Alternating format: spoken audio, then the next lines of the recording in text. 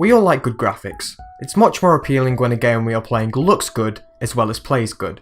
But I personally think that when someone thinks of good graphics, they think of something such as The Witcher 3, Battlefield, or even GTA 5. I do agree that these games look good because of how realistic they look, but is it really necessary for them to look this way?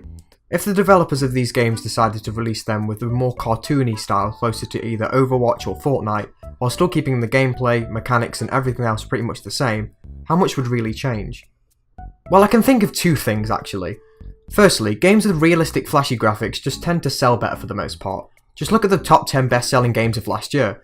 8 of them all aim for realistic graphics, and the other 2 are Nintendo games, so of course they sold well. The same goes for other years too.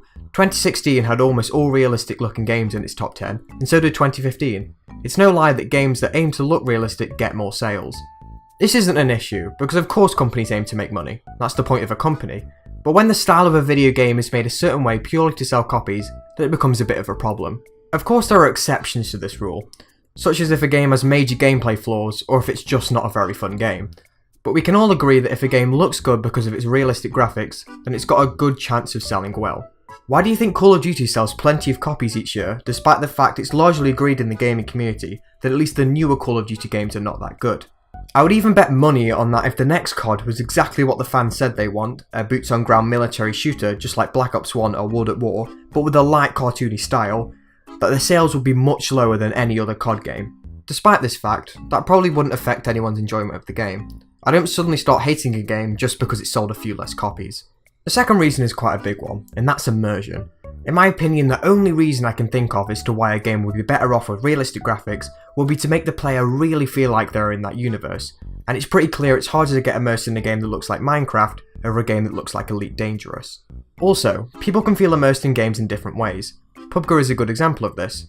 A lot of people who get immersed in PUBG do so because of the intense and tactical gunfights, which is not affected by the graphical style at all.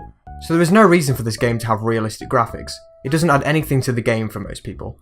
The existence of Fortnite basically proves this point, as it's essentially the same game, but it just looks much more appealing in terms of graphical style in my opinion. It also has the same intense and tactical gunfights, but with just more cartoony graphics that, as stated before, don't affect that aspect of the game that a lot of people claim to get immersed in.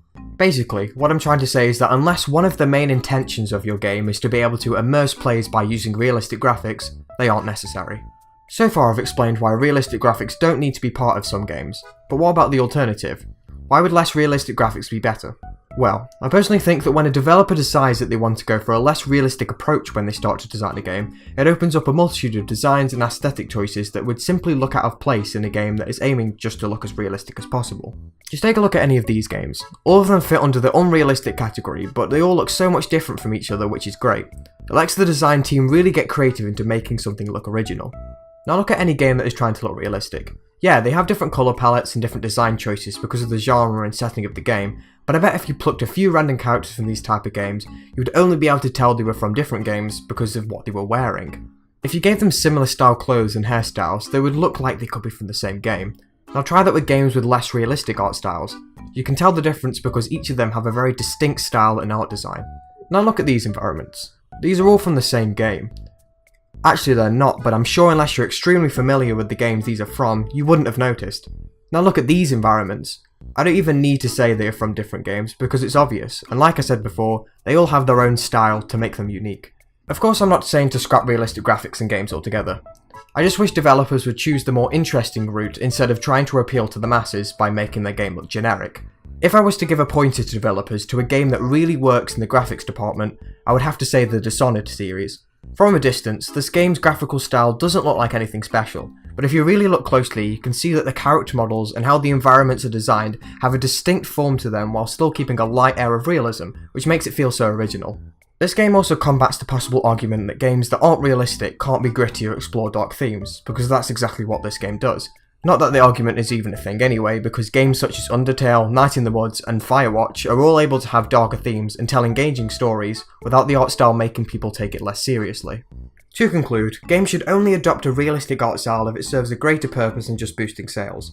Otherwise, it can turn a game that could have had interesting visuals to something we've all seen before. It would be nice if companies took this idea on board, but we'll have to wait as only time will tell. Thanks for watching. Laughs like you.